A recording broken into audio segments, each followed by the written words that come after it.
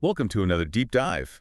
And today we're going to be looking at AI, Oh, yeah. but not just AI, Right. the warning. Yeah, the warnings around it. Yeah, surrounding the rise of artificial intelligence. Yeah. And we have an expert here who Yeah. can help us break this all down. Yeah, I think it's really interesting how these warnings have really captured the public imagination, because they are coming from the very people who helped build these systems. Right. And it's definitely captured my attention. I mean, Geoffrey Hinton, Yeah. he's called the godfather of AI. Right.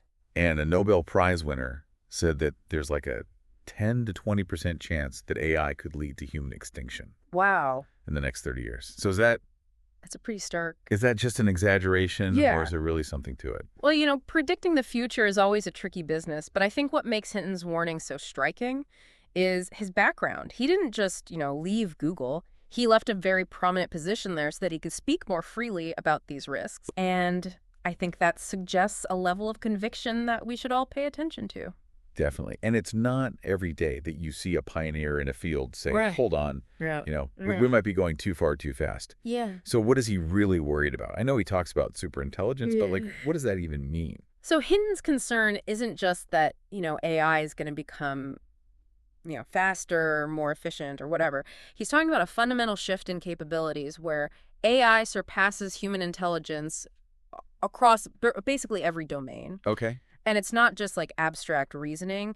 He's worried that AI could develop the ability to manipulate and deceive humans Wow. and potentially even turn our own technology against us. Yeah, that sounds like a sci-fi movie. It does, right? But he's comparing humans to toddlers Right. in the face of this potential superintelligence. Yeah. And It's a scary thought. it's a scary thought. The image, I think, is meant to highlight the power imbalance.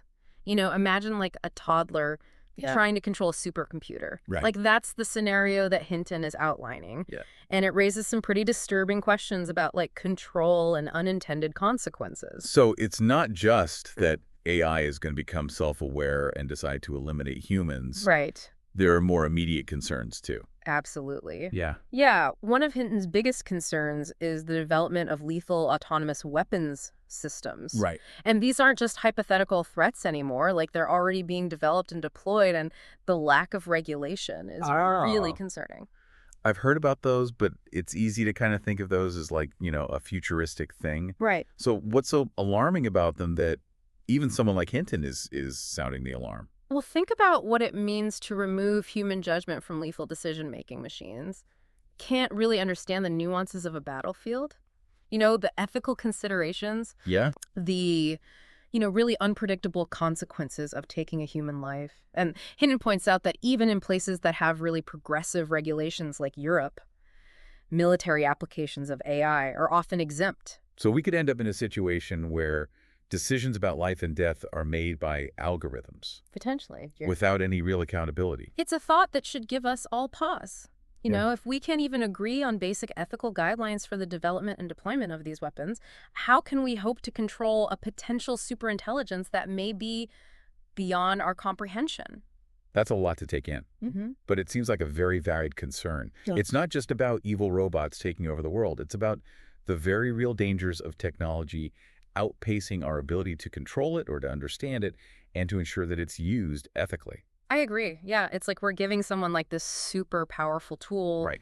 without any instructions and just Yes. hoping for the best. So you mentioned that these autonomous weapons Yeah. are already being developed. Are there any real-world examples of this that kind of show the dangers that Hinton's talking about? Yeah, there have been a few incidents that have raised some serious red flags. Well, Just last year, there was a report about this AI-powered drone Oh. that malfunctioned during a military exercise. oh, wow.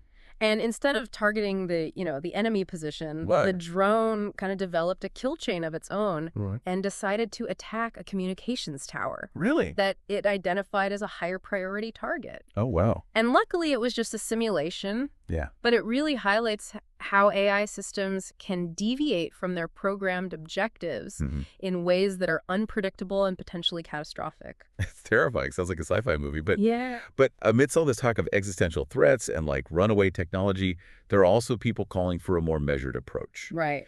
We spoke to Dan Fitzpatrick, Yeah. who's an AI educator and expert on tools like ChatGPT. He's great. And he offers a more grounded, practical viewpoint. Yeah, Fitzpatrick doesn't dismiss Hinton's concerns at all, but he's a little bit less focused on doomsday scenarios and Right. more interested in exploring ways to reduce the risks and really harness the potential of AI for good. He acknowledges that even the 10–20% extinction odds that Hinton's talking about are way too high for comfort. Right. Yeah. Nobody wants to see that. Okay, so Fitzpatrick seems to be emphasizing education and collaboration.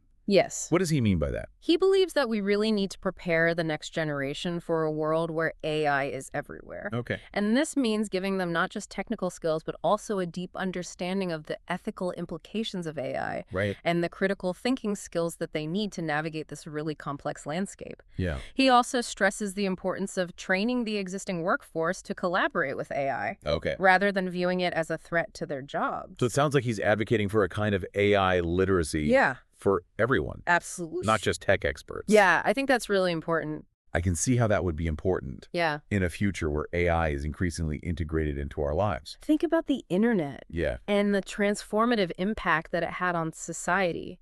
It wasn't just about building websites or writing code. Right. It was about understanding how this new technology would reshape communication, Right. commerce education, Yeah. basically every aspect of our lives. And how to use it. Exactly. And AI is poised to have an even more profound impact. So we need to approach it with that same level of foresight and preparation. But Fitzpatrick also emphasizes collaboration, not just education. Yes. So what does that look like in practice? He sees the future of work as one where humans and AI are working side by side, each leveraging their unique strengths. Huh. He argues that we should be exploring ways to integrate AI into our workflows, Okay. allowing it to automate tasks, analyze data, and provide insights Yeah. that can enhance human decision-making. So instead of an us versus them, Yeah. he's suggesting a more symbiotic relationship between humans and AI. That sounds idealistic. It does, but there are examples of this already happening in the field of scientific research. Really? AI systems are being used to analyze huge data sets, identify promising research avenues, and even design experiments. Oh, wow. And researchers are working alongside these AI systems, Okay. using their human intuition and expertise to guide the AI and interpret its findings. So it sounds like It's a partnership. a partnership between two different types of minds. Exactly. That's fascinating. But it also raises the question of control. Yeah. How do we make sure that these AI systems remain tools Right. rather than becoming autonomous agents with their own agendas? That's the million-dollar question, isn't it? And it's something that both Hinton and Fitzpatrick are really grappling with. Fitzpatrick draws an interesting analogy to the International Treaty on Weapons of Mass Destruction. Okay. He suggests that a similar framework of global cooperation might be necessary to regulate the development and deployment of advanced AI systems. That seems like a pretty big ask, considering the way things are going right now. It is a daunting challenge for sure, but Fitzpatrick remains cautiously optimistic. Okay. He thinks that the potential benefits of AI are so vast Yeah. that they might provide the incentive that nations need to come together and establish some kind of global governance framework. It's a thought-provoking idea. Yeah. But Fitzpatrick also makes another interesting point.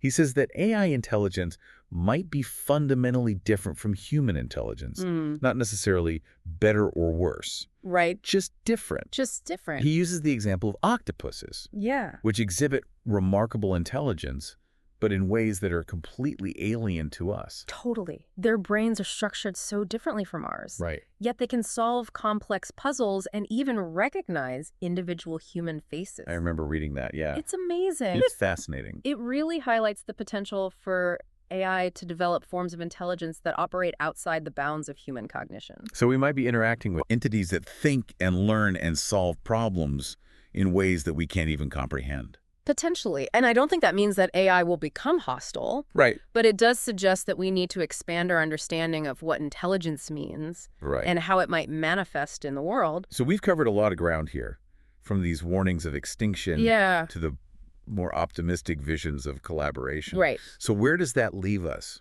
What's the takeaway here? I think the most important message is that the future of AI is not set in stone. It's being shaped right now by the choices we make, the conversations we have, and the actions we take. Right. And we have a responsibility to engage with this technology thoughtfully, ethically, and proactively. So it's a call to action. Absolutely. It's not just a technical challenge, it's a societal challenge. Yeah. And it requires the collective wisdom and engagement of all of us. Yeah, it feels like we're really at a crossroads with this stuff. It's a moment of great possibility, but also great responsibility. So where do we even begin? Well, I think a good place to start is to move beyond these simple ideas of AI as like this utopian savior or a dystopian destroyer. Right. The truth is more complex than that. We need to recognize both the good and the bad, Yeah. the potential and the risks. It's like they say technology is a tool. Exactly. A hammer can build a house, or it can, Right. break a skull. It's all about the intent. Yeah, the guiding principles that shape how it's used. So then how important are ethical frameworks? They're essential. We need to ask ourselves some really tough questions about what values we want to put into these systems. How do we define fairness and accountability in an AI world? Yeah. What safeguards do we need to prevent bad outcomes? It's not just about writing code. It feels bigger than that. It is. It's much bigger. It requires people from all sorts of fields to work together: philosophers, ethicists, Wow. social scientists, policymakers, Really? even artists and writers, Wow. all contributing to this shared understanding of how to navigate this totally uncharted territory. It's realizing that AI isn't just a technology problem. It's a human problem. Exactly. And it forces us to confront some fundamental questions about what it means to be human in a world that's increasingly shaped by AI. Right. And we talked earlier about the potential for AI to develop forms of intelligence that are totally different from ours. Yeah. If that happens, what does control even mean? That's a great question. And I don't know if anyone really has the answer, Yeah. but it really highlights the need for us to be open to new ways of thinking, Okay. to go beyond our human-centered biases and consider the possibility that intelligence could show up in ways that we haven't even imagined yet. So we're basically on the edge of this vast unknown, and we have to find a way to navigate it without a map. It's both exciting and terrifying at the same time. Okay, so we've talked about warnings of extinction. Yeah. We've talked about optimistic visions of collaboration. Right. So where does all of this leave us? Well, I think the most important thing to remember is that the future is not set. It's being shaped right now. By the choices we make, by the conversations we're having, and by the actions we take, Right. we have a responsibility to engage with this technology ethically, thoughtfully, Yeah. proactively. So it's a call to action. It absolutely is a call to action. It's not just for scientists and engineers. Right. It's for everyone. So what can people do? Stay informed, read books, listen to podcasts. Oh, yeah. Talk to people, educate yourself about the benefits and the risks of AI. Right. The more informed we are, the better equipped we are to help shape this technology's trajectory. Don't just accept what you hear from tech companies. Exactly. Do your own research, Yeah. challenge assumptions, and form your own opinions. And don't be afraid to speak up. Yes, talk to your friends, talk to your family. Yeah. Engage with your elected officials, support organizations that are working to promote responsible AI development. Every voice matters in this conversation. It can feel a little overwhelming, It can. this topic, Yeah. but we're not alone in this. We're not. There are so many people all over the world dedicated to making sure that AI is a force for good. Right. I think that's where the real power is, in our collective wisdom and creativity and compassion as humans. It's a hopeful message. If we approach this challenge together with a sense of shared responsibility, Right. committed to ethical principles, I really believe we can navigate this uncertainty and create a future where AI enhances our lives and helps us build a better world. It's a call to action. The future of AI is not predetermined. We are writing it right now. That's a great way to put it. And we all have a role to play in shaping its story. So keep learning, Yes. keep questioning, Keep engaging. keep engaging, and most importantly, keep believing in the power of human ingenuity and collaboration. I love that. To create a future worthy of our highest aspirations, that's a fantastic note to end on. Until next time, keep diving deep.